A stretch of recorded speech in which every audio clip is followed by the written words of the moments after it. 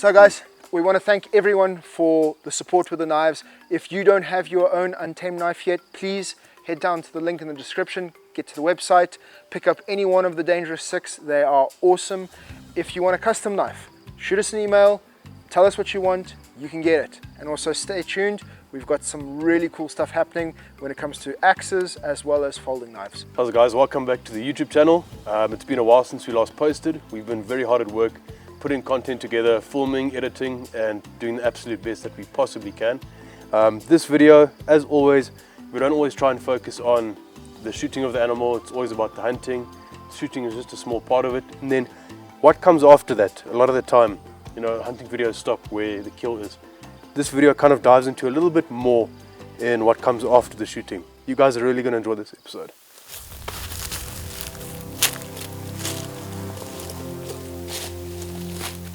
There is extreme danger in this, and like most men, we do enjoy the rush of danger because we are never more alive than when we are in fear for our life. It is probably one of the most dangerous hunts that you can do, but quite a fulfilling hunt. And then we are going for elephants with that tuskless genetic, meaning they don't have tusks at all. There's not even a nerve or a cavity for a tusk to be formed. This is 500,000 square acres. This area is just so amazing. We are 50 miles from any cell phone signal, any reception. And quite frankly, at least that far from even an aid station, a medic or some form of small hospital. This trip I've seen, I've photographed, I brought, even though I have Vaughn behind the camera to film this event, this whole safari, to capture the animals, the scenery, the rock formations. We saw dinosaur bones, and it's just so amazing.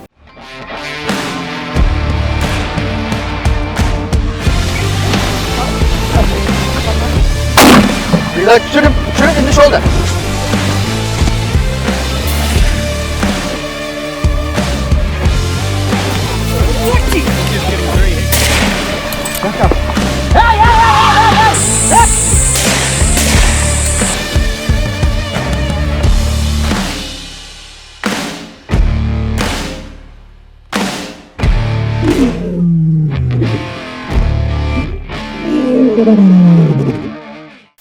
I took the advice of my Marine Corps drill instructor, Sergeant Mills, who would say, gather your intelligence locally.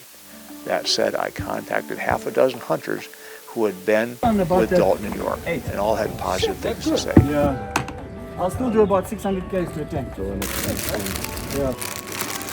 We're going hunting, looking for elephants. Have you seen any? I'm looking out here. We're in Africa. I don't see any elephants. Where are the elephants?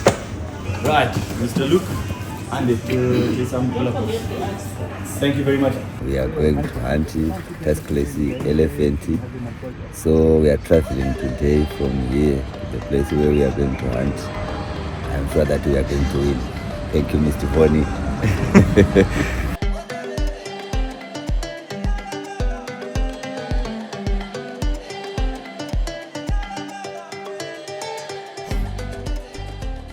So, there's been a lot of chatter in the car on this safari, and I just want to apologize for my husky voice. I've been sucking on a lot of lozenges today to try and get my voice back. It is 10 times better than it was yesterday. Yeah, just bear with me. Tony's back to teens. Back to 13. Yeah. When I was young, teenager, read books about Africa, read about the elephant hunters, the British aristocracy prior to World War I, that would hunt elephant and sell their tusk to pay for the next hunting permit. I was drawn to Africa, but then kind of faded off. But about 6 years ago, probably longer than that, 8 years or so, met my now wife. 6 years ago I married, and she just happens, she's a U.S. citizen of 25 years, but she grew up in Lusaka, Zambia, which is actually about 120 miles that way, but it's awfully bad terrain between here and there. It's one. Hey, you're looking smart. Yeah. How is it? Good. Moi. Chiedza. Nice to meet you, Mark. My name is Mark. Hi, Mr. Von. Yes, boss Chiedza, how How is the boss? Yeah, you're looking smart, huh? Ah, really? Thank you. Face. Boniface, yes, Boniface. Yeah, Boniface. Boniface. Boniman? Kanjani mdala? My tribe. My name is Johnny Russell. I'm a Dalton and York BH. We are here doing a tuskless elephant, tuskless and possibly 1 or 2 little plains games. Small target. Aim small, miss small. Right. And it is. We're going to focus here on this video of not just me, the hunter, but what are the benefits of the hunting, the conservation, the good for the community, the trackers, their families, everything. There's a lot going on that a lot of people don't realize it's involved in just the hunting. I brought along my trusty 458 Winchester, as they say in Africa, a 458. It is in a Heim 88B double rifle. Now this is a strange cartridge for a double rifle to be chambered in 2025, but in 1986 when it was made, the old nitro cartridges were out of production. So that's what they came in, something that was available.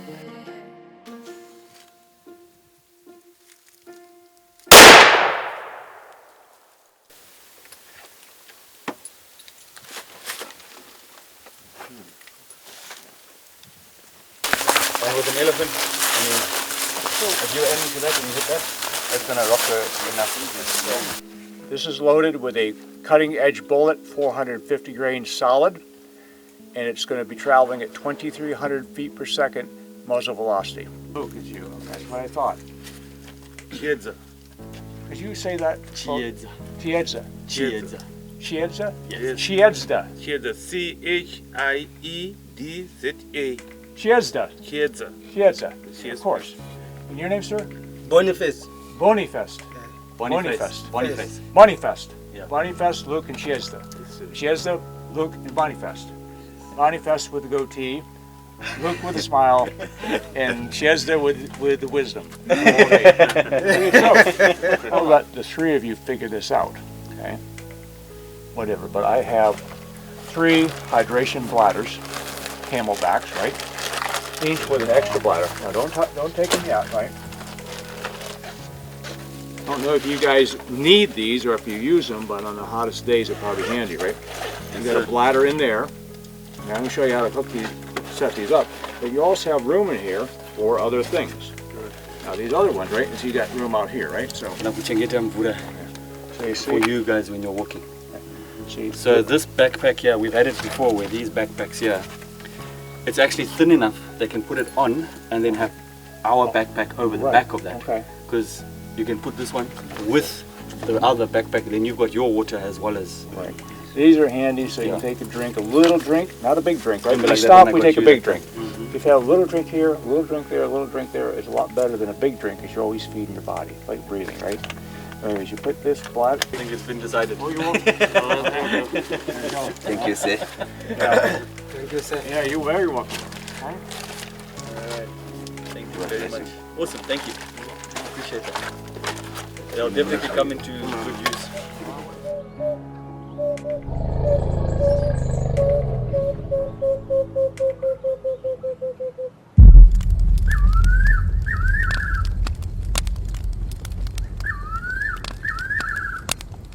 Wagons, ho!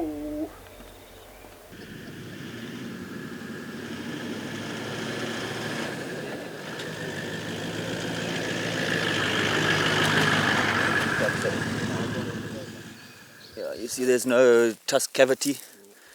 There's no tusk cavities at all. So elephant, that's the eye socket here.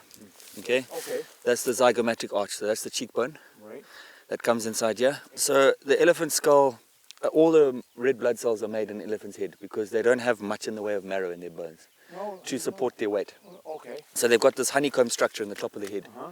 And that's where the mistake comes in with a brain shot on an elephant. Because if you look at that brain cavity, it's actually very low down in the skull. That's it. It's just above the zygomatic arch. Pretty much. So you've got the zygomatic arch, you've got the ear hole. Oh, there's the ear hole. Yeah, inside here. So you follow the zygomatic arch up, that's the ear hole right there. That's right. So Okay. what I normally do is with clients is, unfortunately this one doesn't have both of its arches available. they've been chewed on. But the zygomatic arch is actually the widest part of an elephant's skull. So you can see that zygomatic arch, the back part of that zygomatic arch. You can see it from any angle that elephant is looking. It's the first thing that I look at when it comes to taking a brain shot for an elephant, because that zygomatic arch leads to the ear hole, and you know that brain case is in line with that ear hole. On a side brain shot, I would say put your bullet in the ear hole, because that brain case comes to here. To here. So that going 90-degree angle. That one hand span in front of the ear hole, you're actually going a little bit in front of where the brain is. I see. So that's where a lot of the books will tell you one hand span in front of the ear hole. So quartering on, obviously angles change, but you aim. You know where the zygomatic arch is on this side, yeah. Imagine where the zygomatic arch is on the other side. Aim to break it. So it's also, you got to realize these elephants are way up here. So sometimes I'll tell you to. Because sometimes that's the angle. So now the angle changes. You're shooting just under that zygomatic arch. This here, you've got this is the bottom jaw of this particular cow. So because red blood cells are made in the head, an elephant has got this pouch at the back of its throat called the pharyngeal pouch. And it's made up of it's a muscular structure that holds water. And there's a lot that has to do with an elephant, but... Does it hold water, so it kind of like a camelback, so it kind of cuts out a little bit? So you see it in areas where elephants move big distances between water. Right. And you'll sometimes see these elephants come out of the bush, and they've got this green kind of like tint to their skin here, because they've covered a big ground, they've reached into their pharyngeal pouch, and they've sprayed water behind their ears to cool themselves down. So they'll reach into the mouth. Oh, I see. So it holds it. Then if they want to drink it, do they have to get the trunk? Well, there's also babies over big distances will actually reach into mom's mouth and also grab water from there, if they need it. But there's also a theory that it is situated pretty much underneath that brain cavity, and I don't know if all the blood capillaries and stuff will go around and in there, and it helps cool that animal down. Another thing is with the low frequency rumbles. There's also a theory that also assists with the communications and the low frequency. So this time of the year, you get to see a lot more elephants. The elephants are covering a lot more ground. Food is in short supply, water is in short supply, so the elephants are covering lots of ground. With regards to tuskless, in the Zambezi Valley, the tuskless are a lot more prevalent than in some other parts of the country. Tarisa. I'm just going to send the guys from here. Okay. We've got down to where the spring is. I think the source of the spring is up this side. So rather than splitting up and radio comms and stuff, we're just going to wait here. Okay. Let the guys go up, check for tracks, come back down, check for tracks, and then we'll just be on standby. Yeah. Yeah, exactly. What? Yeah, pakai di pemud. Yeah. We walked into this spring, we walked into that spring. There's definitely elephants drinking there, but it's all that late afternoon, evening, not morning, Because they were there in the morning, so honestly just... Change of pressure with food and feeding and the heat. I think they're drinking that heat of the day now through to the evening. Probably. Yeah. We're gonna go down Kachoe and then really I can feel them already coming to bite me. We don't call them, they just come and bite. Orange peels, Gareth.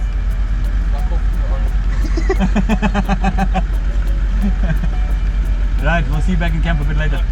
Excellent, enjoy. Righto. Yes.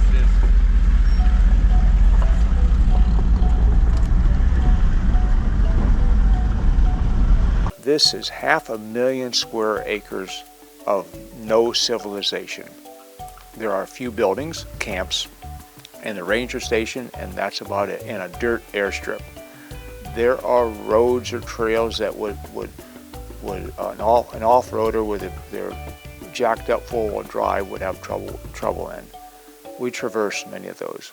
We drove 150 miles a day in search of tracks of the animals I pursued. That said, this area is just so amazing to see all these animals. And quite frankly, there are crocodiles that come up within 50, 60 yards of where I'm sitting right here. Luckily, they stay down by the water. I don't care for crocodiles. Somebody else can have them, can imagine them, or even chase those off the land like our friend Vaughn did. But that said, we also saw a 9-foot python. Yeah. All right. What kind of bird's that from? I'm trying to have a think. At first, from a distance, I thought it was an owl, but it's a big, heavy feather for an owl. It wouldn't be an owl. One of the big eagles. Like a, I don't know, a crowned. Because at first I was looking at the colors, I thought maybe like a giant eagle owl. My zizima won't be, but I see zizima.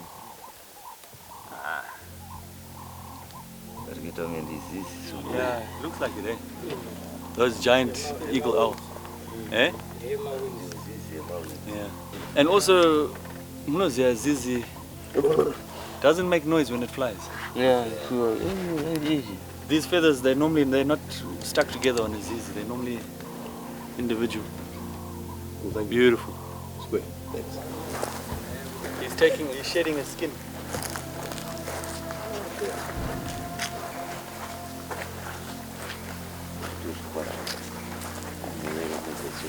Ah, that's cool. You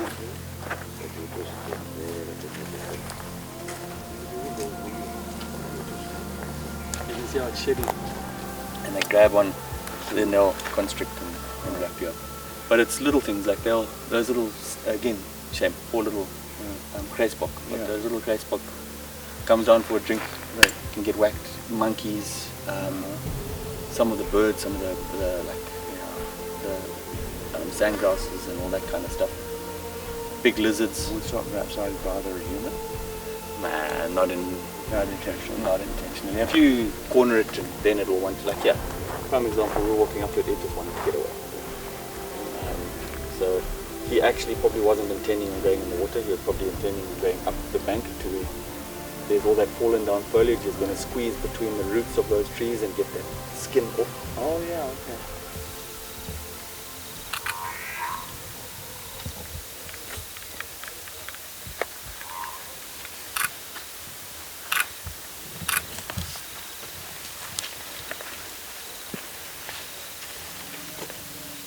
Looking. There's more.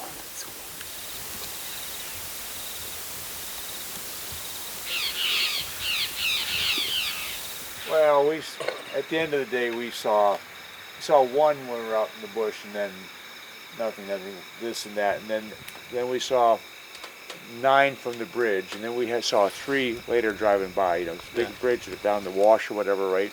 He's got his thing. I got my camera out, got pictures and stuff like that. So, but there was a couple young ones, and then there's whatever, and then we saw 3 at the end. They kind of like we scared them off the road, and then they spun around and they said, basically looking at us like, "What the heck, oh?"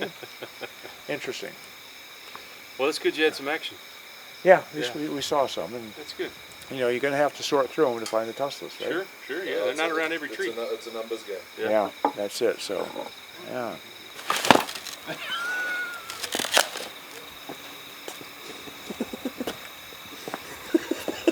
What was that?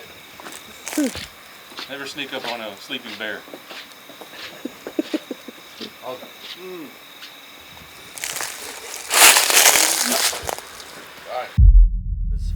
If they're walking and they're relaxed, their back foot here isn't over the front foot. It'll be either just behind the front foot or on top of the front foot. Oh. If they are walking and they're in a hurry to get somewhere, that back foot will be over the front of the. Yeah. Because now they're taking bigger strides. Okay. So these guys here are just, they relax. You can see how that one's pulled his trunk along, that long drag. Oh, no shit. So he's just walking, pulling his trunk along the ground, and This is like a Disney movie where they're pulling right? Yeah. It's like the morning newspaper. You can tell who's been with who. Yeah. That's it. So, thank you. Education here, Oh, yeah. Yeah, and then each footprint, obviously, as you know, is completely unique. It's like its fingerprint. So when you do find an elephant that you want to harvest, especially with bulls, you'll now go into depth, look at that track, study that track. So that when you walk of them and classify them, like this one, we haven't seen this one, but it's a big one. A nice big track, you can get excited about a track and then walk up to it and it's got broken ivory or... Right. Let's go and see what we can find.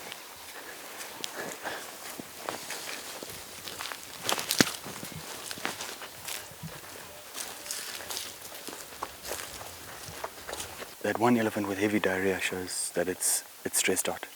To be bumped by a vehicle and to run that distance without stopping, single file, and they've got the wind going behind them. I think it's I'm happy to put in the miles, but I think the chances of catching them are very slim. Well, we still got the cooler weather on our side. Maybe we take advantage of that and go and try and find another group. So the truck will pick us up here? Yes, sir. Yeah. Right, so the first couple of days of the safari is always a good time to figure out what the elephants are, where they're moving, what they're moving to, which springs still have water in them, which springs don't, where is their vegetation. The sand was 18 inches deep, Paris Island, Paris Island. And yeah, I mean, it's hard to drive down the road here and not find an elephant track, but it's finding the right elephant track. You want to be trying to get onto the correct elephant from day one. So the first couple of days were spent driving around, a lot of mileage. We saw some plains game from the truck, we saw some zebra. We went up one of the viewpoints, Chifimanamesu. Gareth told me the day before that they went down into riverbed and were looking at some cool stuff down there. And they heard some elephant movement up at the top. There's a spring. So they told me this in the evening. The following morning we decided to just buzz straight there. You know, it's not too far from camp, it's not huge mileage. So we buzzed down there, and from the truck, one of the trackers, Luke, told me to stop and turn off. He heard elephants shouting in front of us. So we stopped, we turned off. As I stopped the car, I looked down like this.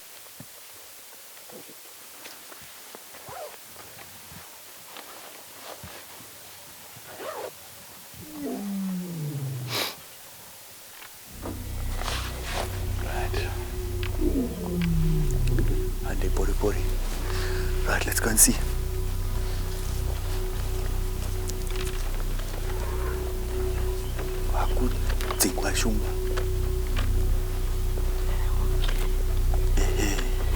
We hear these elephants trumpeting, and I say to Mark, it sounds like they're chasing something, you know. More than likely this lion's walked down this road, elephants have smelt it, and now they're chasing it around the place. But anyways, let's just go and have a look-see.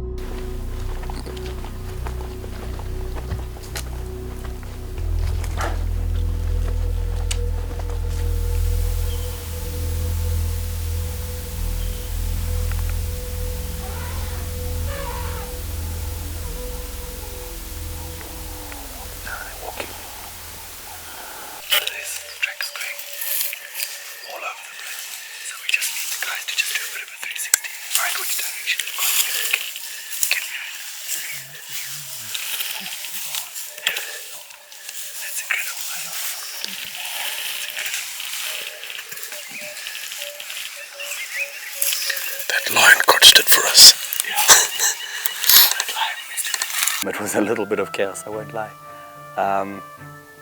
And yeah, we decided, those elephants, when they finally decided to pick a direction and go, they went with some pace. Obviously big breeding herd, lots of little babies. They got in a little bit of a panic and they decided to head for the hills. So I thought, nope, there's lots of elephants here, there's no need to follow these ones. Bombing along and we find some fresh tracks across the road. But fresh as in a couple hours ago, nothing like steaming hot.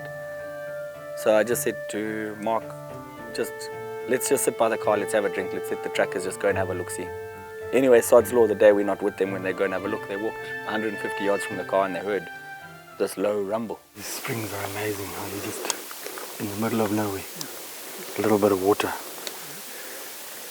And these elephants know exactly where this water is, how they just beeline for it. They've been taught that over generations, that information has been passed on to them.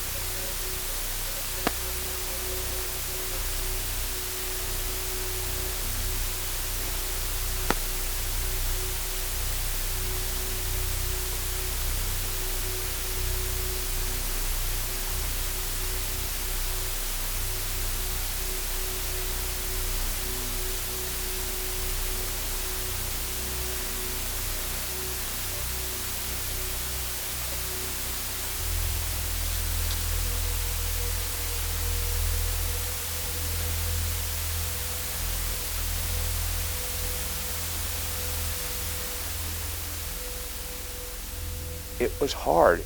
We walked 2 hours and 10 minutes to go 1 mile. But in that, we're basically almost tippy-toeing, and we're trying not to step on the leaves. We're trying to, and if we do, it's very softly, whatever. And myself, there's 2 trackers out in front, then the professional hunter, Johnny Russell, and then myself, and then behind me, like a leaf on the wind, was Vaughn, the cameraman. I say leaf on the wind because he's there, but if I didn't look back, I wouldn't know he's there. I don't know how he could be so quiet, and I can't. But that said, you have to be quiet. And that alone, it takes a lot of energy. You know, by the way, it's like 95 degrees.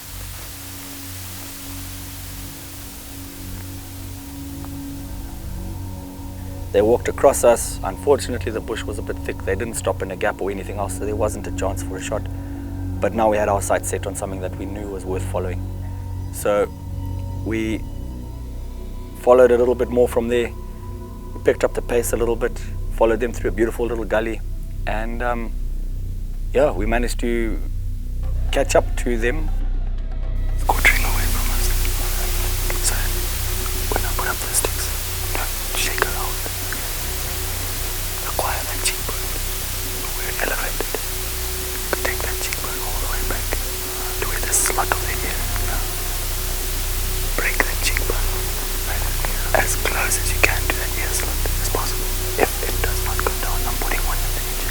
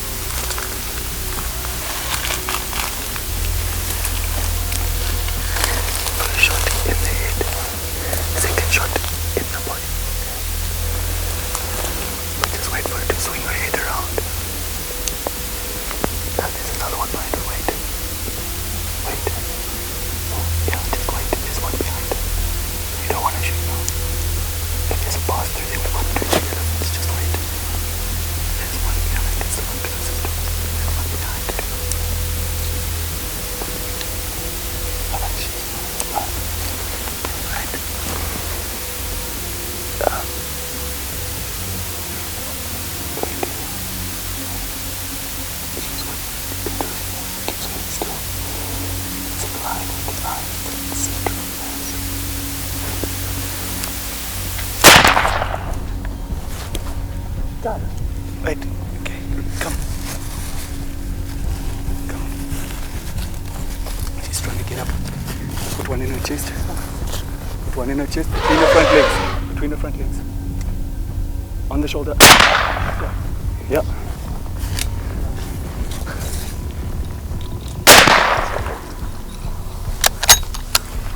You've reloaded? Yes. Alright, just wait here. She was saying as I squeezed the trigger. Hey! Hey! Back it up. Hey! Hey! Hey! Hey! Hey! Come on, back up! Back up! Back up. Watch where you're going. Back up. Hey! Back up. Go follow this path here.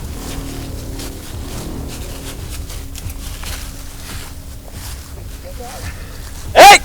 It's not over yet. Get back. Gun on safety.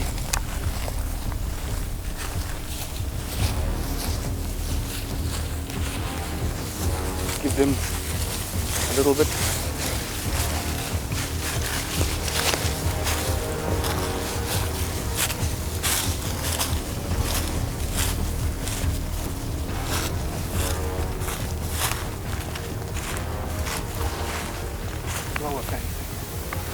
That's okay. It's done.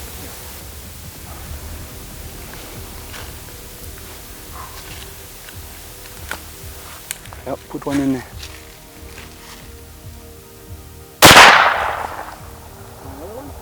No sir, that should be alright. No speak tuskless. Okay, 2,000 pounds of meat for the villagers. When they come back, then we have fresh drinks. But we've got waters, we've got some cokes. I'm gonna go grab my belt on We've got an elephant. Yeah, we got an elephant. What else do we want? So mambo nini ndio You're kushandisa rosh. ass and alligators. You gotta remember the main objective is to get the elephant. Shake my hand, sir. Well done.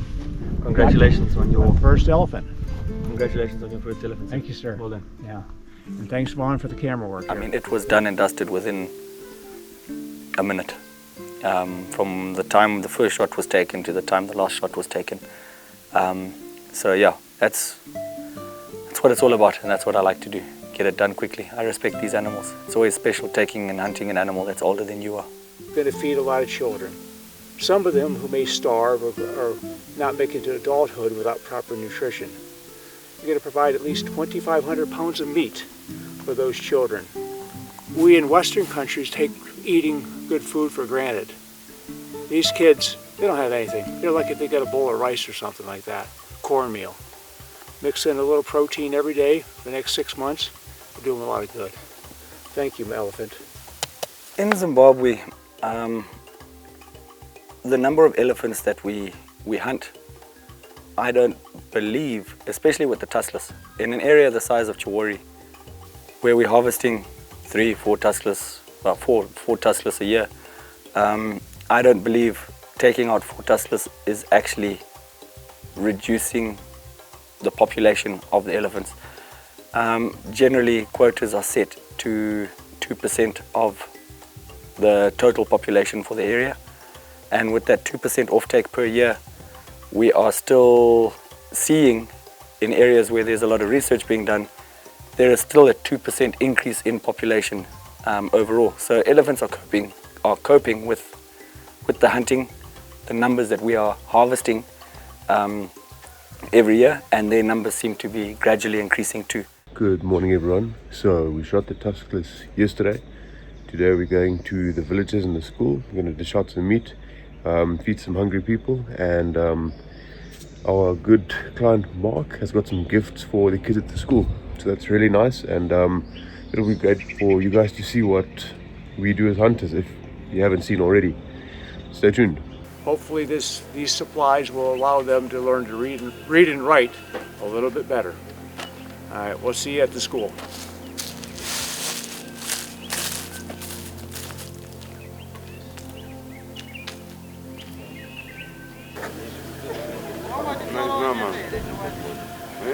Why I do this for the villagers, for people that have less than even the poorest of Americans, because it's the right thing to do.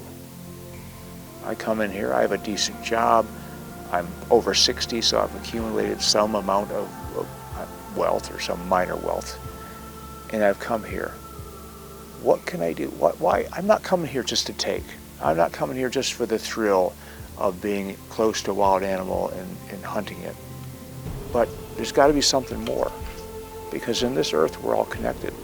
No matter what your religion or spirituality is, we are all connected. And there are people that are in villages that one would see in National Geographic, and we think, what would it be like to live there? Hopefully Mark's contribution will help the school and help the kids be encouraged to learn a little bit more. And from here we're going to go to the council office and perhaps start the meat distribution. We're just waiting for the truck to come past with the meat, and then we'll go and cut it all up and put it into portions, and then we'll start the meat distribution from there. I'm fine. Thank you, and sit down.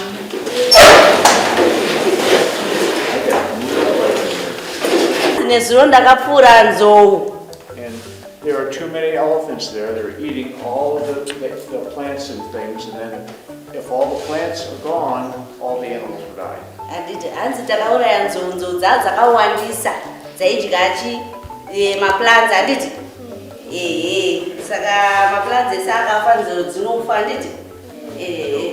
But the meat from the elephant will go to the villages.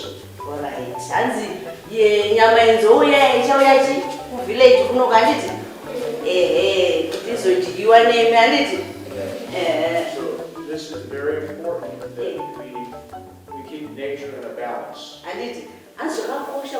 So how Zimbabwe has been set up is, if you look at Zimbabwe as a whole and you find a map where it shows you all the national parks, all 11 national parks in Zimbabwe, most of those national parks, being photographic areas, are surrounded by a hunting area, which works as a buffer zone between the communal lands and the national park.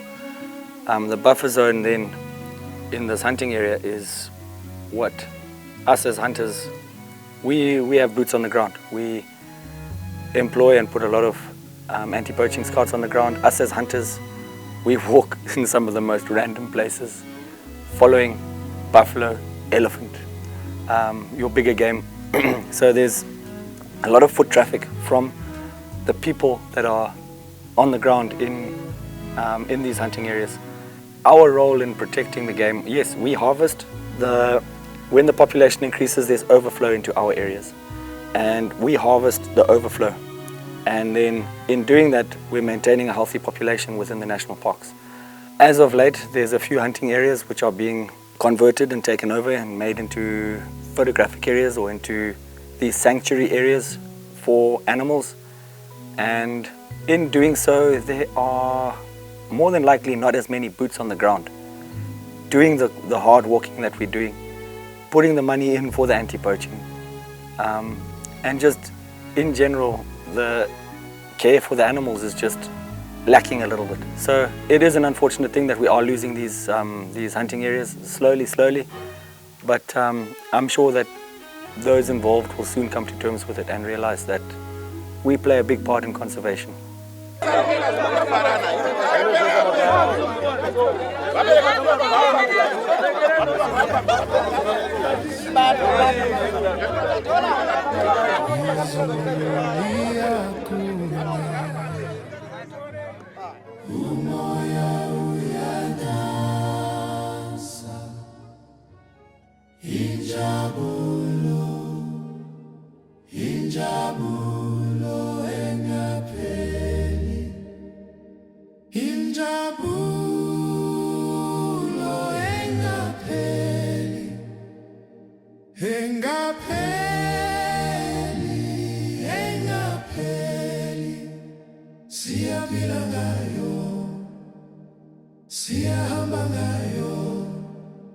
They wanted the meat.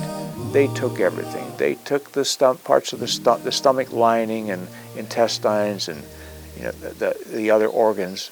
It's all gone. And the bones also were given up. And those bones will be broken up to make soup. There's marrow in the bones. Nothing went to waste. The people, their emotions, they showed gratitude. Although I was taking photos with my camera with a lens that long, and they didn't quite understand that, at least some of them, but most of them smiled. I kind of like, and I don't speak Shona, but a little facial gesture like camera, picture, and they were happy to smile. And a lady was there with a child in one arm and a piece of meat like this, and it's like, yeah, she was happy to get that meat, because that meat may be the only protein or high concentration of protein they have for 3 or 6 months.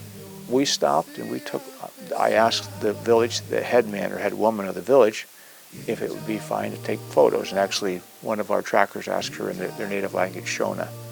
And of course, she said yes. And on the way back, this is to distribute the meat. And then on the way back, we didn't want to do it on the way forward because we'd get a lot of more people wanting to pose their photos, but I stopped and I was going to give her $5. I gave her 10. You'd think she won the lottery. And with that $10, she might buy a bag of maize meal or maize or something that they don't normally have. In hindsight, I probably should have given her more. I can't save the world, though. I can't give everybody here extra money, but I can make sure that I take care of the people that are working on the safari, the support personnel in the camp, the cook, the animal skinner, everybody here. And it's important because, just say the trackers, they have families and they're good men. And I said to them, starting off, the only difference between them and I is where we were born. So if I can share some of my excess with them, you can call it charity if you want, that's fine. I know that their kids will have a better meal a few months from now when it's not hunting season. So obviously, on the far side of the table there, we got our axes. Now, those are special.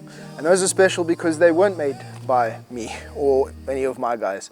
Vaughan, you want to tell us a little bit about them? Yeah, so these, as you guys know, we hunt a lot in the Zambezi region. And in the Zambezi region, you get the Tonga tribe. And in the Tonga tribe, you get people that make traditional tools. And what we've decided to do is bring that to you guys. So we're not just giving you guys knives made from our African materials, we're giving you traditional tools now made from the guys in the villages, not just made by Ross. No offense to your knife making skills, these are pretty awesome. So, and at the same time, for every axe bought, we're going to be helping somebody in these rural communities, our game rangers, their families, their wives, their babies, their children, from food to dressing them to stationery to all sorts. So for every axe bought, you are actually helping somebody. These people that you see in our films, you're going to be helping them directly. And it's just our way at Untamed for giving back. Thank you, sir. Thank you. Well done. Thank you. Appreciate it. Well done. From the buffalo this was here, but they hadn't visited here. No. The guys just pulled it from over there.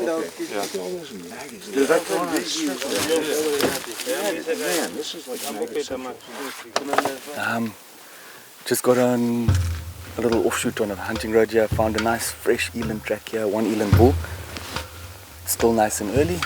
Sun is still a little bit cool, so wind is in our favor. We're going to go and give it a bash.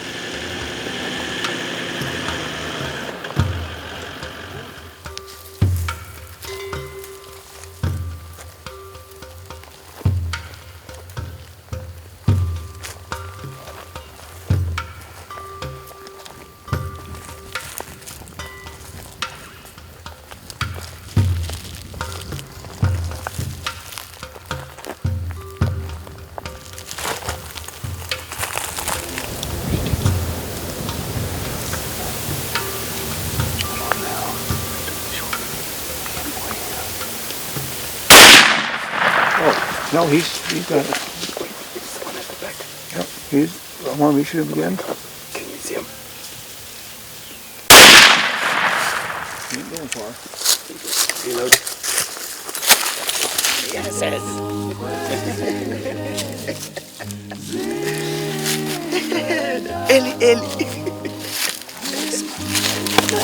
He's still gonna have revenue. Congratulations. Very, very good. Good job. Thank you. Trust behind. There you go. There you go. All right, so my professional hunter, Johnny Russell, noticed that my second shot went through one tree, small, but it went all the way through, clipped another tree, and then about 5 yards over there, clipped the third tree. I believe the zebra was in the middle here. What I was shooting was a .458, 2,325 feet per second. It's a cutting-edge bullet Safari Raptor, 420 grains, in a .458 Winchester. By going down from a 500 grain bullet to the 450 solid or 420 Raptor, you get more velocity. Really picks it up. It softens the recoil a little bit. A little less pressure on the action of my double Heim rifle. Sorry. And sighting with the Trigicon SRO, it's not like a scope, but scope is not a double, kind of ruined the whole thing with the balance and everything. But I picked the spot, and frankly, if I would have had a bolt action with a scope, I probably would have seen the tree and moved over a little bit. But the big dot, thanks to the trusty cutting-edge bullet Raptor, the little trees were nothing. And that second shot really planted that zebra. I have Lon's videos, I'll have my photos, and it'll be a nice remembrance. And quite frankly, 20, 30 years, 40 for certain, I won't be here. I won't be walking the earth anymore. But there'll still be a video, there'll still be photos that I shot. And it'll be remembered by my stepdaughters, my family. And with this video, my mother, my wife, and other people can see what, and hopefully understand a little more about why I will go to Africa to hunt elephant. Dalton and York is a premier outfit. I contacted half a dozen hunters who had been with Dalton and York, and all had positive things to say. And Dalton runs a tight ship. He's a good businessman. And York is rumored to be one of the best, if not the best, professional hunters in sub-Saharan Africa. Now I'm hunting with Johnny Russell, who's under their employ. I think I'll be hunting with Johnny Russell from now and all my next safaris, because Johnny's personality and mine, and my respect for Johnny, at a man a little more than half my age, but he is the utmost professional, courteous, and he tailors his style of hunting towards what I can do and what I want to do and how I can do it.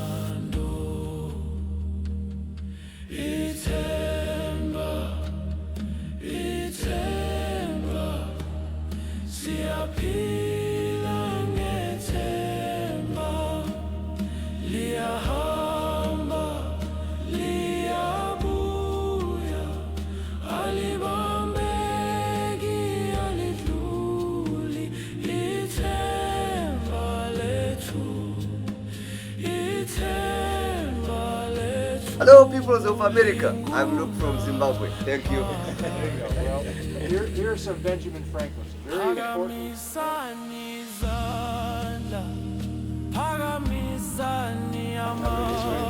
See you soon. Absolutely. I look forward to it. Thank you very much. You're very welcome. Okay, camera, that's about it. All the giveaways for now. That's a wrap. Over and out.